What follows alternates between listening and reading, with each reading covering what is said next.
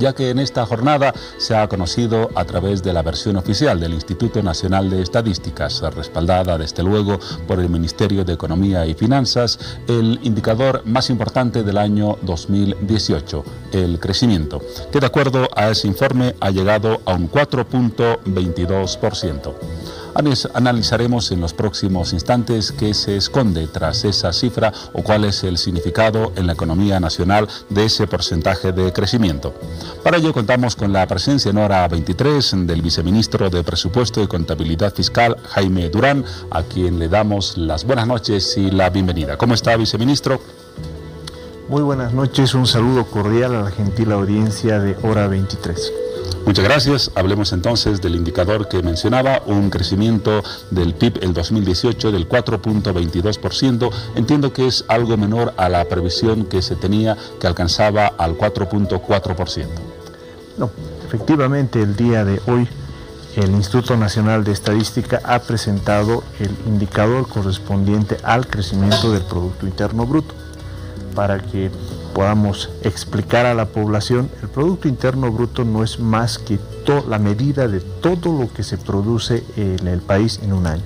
En el país se producen alimentos, se producen materiales de construcción, en fin, una serie de bienes y servicios. Entonces el PIB lo que nos mide es la producción agregada, el valor agregado generado en una economía.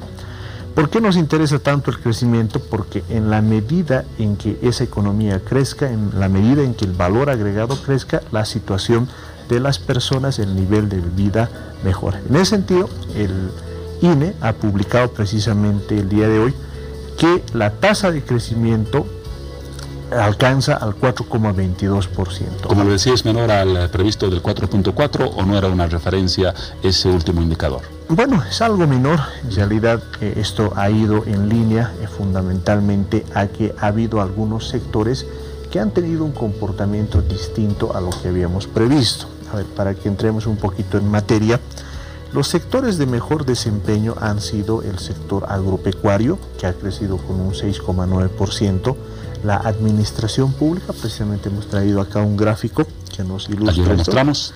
Administración pública, 6.1%. Tenemos el tema de lo que significa los establecimientos financieros con un 5.3%, la industria manufacturera con un 5.5%. Ahora bien, ¿qué es lo que ha hecho de que nuestro crecimiento no sea mayor? Precisamente el comportamiento del sector hidrocarburos, que ha tenido una tasa negativa del 7.8%. Cuando hablamos de este sector, ¿a qué nos referimos? ¿A que no hemos logrado las exportaciones previstas de gas natural, por ejemplo? Así es, efectivamente el sector hidrocarburos está explicado fundamentalmente por el comportamiento del gas natural. Allá vemos el cuadro en detalle. Lo que ocurre es que nuestros dos principales mercados en el año 2018, concretamente Argentina y Brasil, han tenido problemas. Por un lado está el tema de Argentina, que como ustedes conocen o la población conoce, bueno, está en medio de una crisis económica y por lo tanto ha demandado menos gas. Y también tenemos el caso de Brasil, que el 2018 también producto de la situación complicada que estaba su economía, ha demandado menos gas. Por esa razón es que si uno hace el ejercicio precisamente de ver y comparar el Producto Interno Bruto respecto a lo que significa las industrias extractivas versus las no extractivas, es decir, aislando este tema, el crecimiento ha sido del 5.2%. Ahora, ¿por qué digamos esto es una buena noticia para todos los bolivianos? Es que pese a que hemos tenido un año en el que disminuye la demanda de gas tanto de Argentina y Brasil, todos los sectores extensivos en mano de obra, todos los sectores ligados a la demanda interna han crecido más que proporcionalmente a estos sectores extractivos, lo cual nos está mostrando la diversificación. Pero de cualquier manera es importante, y esto es necesario resaltarlo, de que con este dato del 4.22%, Bolivia se sitúa como la economía de mejor desempeño de América del Sur. Como podemos ver en este gráfico, América del Sur crece al 0.6%, Bolivia al 4.2%, le sigue Chile con un 4%, está Perú con un 4%, Paraguay con un 3.6% y bueno, tenemos el caso, por ejemplo, de Brasil con 1.1% y en el caso de Argentina que está con un menos 2.5%. Eso quiere decir que con esta tasa de crecimiento se ratifica que Bolivia tiene pues el mejor desempeño de la región. Ahí están los datos y es evidente que seguimos liderando el crecimiento económico en la región. Pero si consideramos también otros datos, viceministro, es evidente que nos encontramos en un periodo de desaceleración de la economía. Tal vez no existe coincidencia con este análisis en el gobierno, pero las cifras son muy claras. El año 2013 alcanzamos un punto cumbre de crecimiento con el 6.8 y luego hemos ido descendiendo. El 2014 5.4, el 15 4.8, el 2016 4.2, el 2017 4.2 y el 2018 otra vez 4.2. Estamos desacelerados en cuanto a crecimiento económico, así lo parecen decir estas cifras. Bueno, lo que pasa es que ahí hay que distinguir el comportamiento de la demanda interna y de la demanda externa, ¿no? En realidad, lo que ha ocurrido en los últimos años, especialmente en lo referente a la demanda externa, es que hemos tenido un contexto bastante adverso. Por un lado, nuestros dos principales mercados, el caso de Argentina y Brasil, han tenido problemas económicos. Por otro lado, estamos asistiendo en el mundo a una disputa entre China y Brasil de carácter comercial. Esto ha hecho que los mercados internacionales ya no crezcan al mismo ritmo que en anteriores años, es decir, tenemos un contexto externo adverso. Ahora bien, ¿qué es lo que ha caracterizado a la economía boliviana? Que merced al impulso, a la aceleración de la demanda interna, hemos logrado mantener una alta tasa de crecimiento, ¿no? De hecho, como hemos mostrado en los datos, esta tasa de crecimiento es superior a toda la región. En ese sentido, yo creo que hay que contextualizar la información, especialmente viendo cuál es el comportamiento de la demanda interna y cuál es el comportamiento de la demanda externa, porque si no, lo que tenemos son análisis sesgados. Aún así, las cifras son muy claras, estamos lejos del 6.8 obtenido en el año 2013. No, pero ahí lo importante, reitero, es dividir y entender el papel de la demanda interna y el papel de la demanda externa, para que me entienda la población. En términos de lo que ocurre en los mercados internacionales, eso no tenemos control porque depende cómo se comporten estos mercados. En el caso de lo que significa la demanda interna, eso responde más bien a la dinámica del crecimiento de la inversión pública y las políticas de redistribución del ingreso. En ese sentido, una tasa del 4.2% que nos sitúa como la economía de mejor comportamiento en América del Sur, creo que es una tasa bastante expectable. Usted acaba de mencionar un término, la inversión pública. En los últimos 5 años se ha duplicado, ha pasado aproximadamente, usted me confirmará los datos si son correctos o no, de 3.000 millones de dólares a 6.000 millones de dólares. ¿Es correcto este panorama? Sí, bueno, en realidad, para que tengamos un dato preciso, el año 2019 nosotros hemos programado 5.300 millones de dólares en términos de lo que significa el sector público no financiero, ¿no?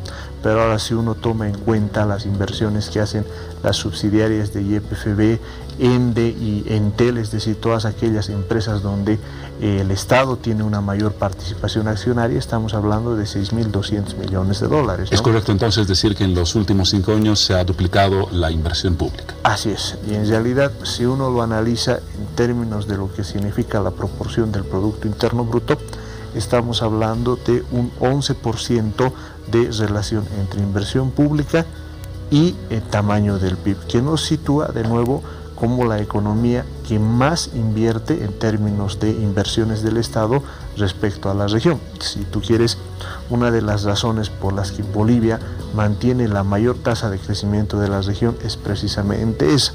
Comparativamente, otros países no tienen esta tasa de inversión y bueno, tienen los resultados que se están viendo actualmente en toda América del Sur. Aunque también podría llamar la atención ese dato desde la siguiente perspectiva. Estamos duplicando la inversión pública, está llegando a un nivel récord, estamos metiendo más dinero a la economía, pero estamos creciendo menos que hace algunos años. ¿Por qué?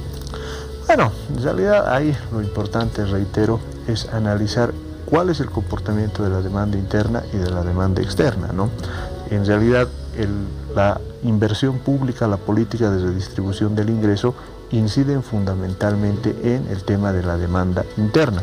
El caso de la demanda externa, reitero, depende de factores ajenos a lo que nosotros podamos controlar. La verdad que no nos hemos imaginado que la crisis, por ejemplo, que está atravesando Argentina iba a tener esa profundidad, ¿no? Un poquito para que la gente comprenda cuáles son las diferencias que podemos encontrar en el tiempo. Si tú quieres, a principios de siglo hemos tenido una situación parecida. La demanda externa cayó, los precios internacionales cayeron y la economía prácticamente se derrumbó, alcanzando tasas de crecimiento menores al 1%, junto con tasas de desempleo del 8%. En cambio ahora, Bolivia, el año 2018, tiene una combinación bastante interesante, ¿no? Un 4.22% de tasa de crecimiento, una tasa de inflación del 1.51% y una tasa de desempleo del 4.27%. En sencillo, ¿eso qué quiere decir? La economía está creciendo a buen ritmo, tenemos una baja tasa de inflación, eso quiere decir que los salarios mantienen y aumentan su poder adquisitivo y que la gente tiene empleo. Es decir, la combinación virtuosa de estos tres elementos, reitero, en un escenario externo convulso, en un escenario que ha provocado que varios países se encuentren en crisis económica, nos está mostrando que la orientación de la política económica ha sido la adecuada.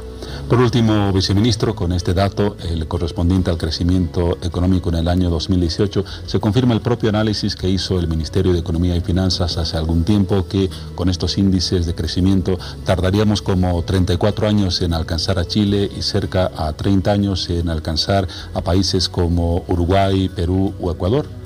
Bueno, en realidad hay que ir revisando esas cifras, porque no debemos olvidar, como estamos presentando precisamente en los datos de comparación a nivel internacional, las economías que tenemos alrededor de Bolivia están ralentizando su tasa de crecimiento.